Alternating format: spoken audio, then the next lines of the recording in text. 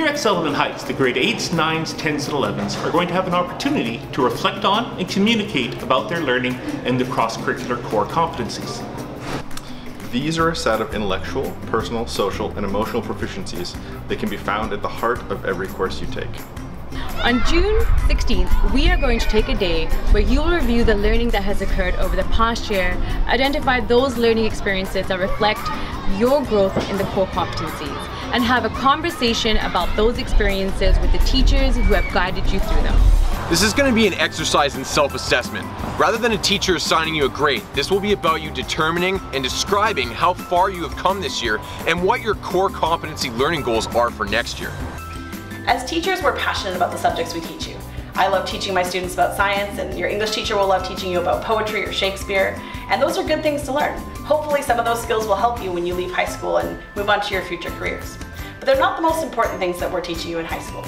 When you're here, the most important things that you're learning are how to be a good thinker and how to communicate with each other, how to better understand yourself or your culture, how to solve problems, how to be compassionate.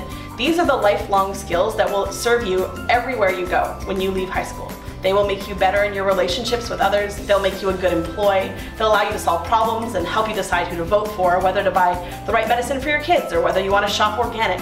The life decisions you make going forward are going to be based on you developing these skill sets.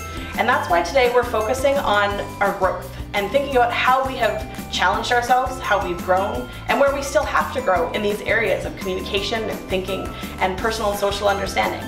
These are the skills that will serve you all the way through your life, and they're the most important thing that you're going to gain from your high school experience.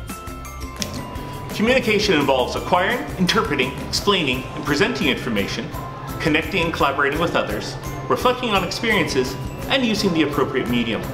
The characteristics and skills of an effective communicator include active listening, being open to other points of view, being able to present learning in a variety of ways, and providing and responding to feedback while reflecting on your learning. Critical thinking involves using criteria to evaluate an existing work and judge it, to develop a question or assess a problem, to draw reasoned conclusions, and to guide or develop ideas in order to find solutions to problems.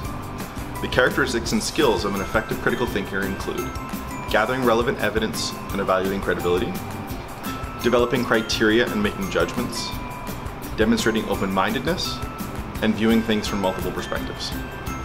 Creative thinking involves generating and developing ideas that have novelty, either new or reimagined, and value.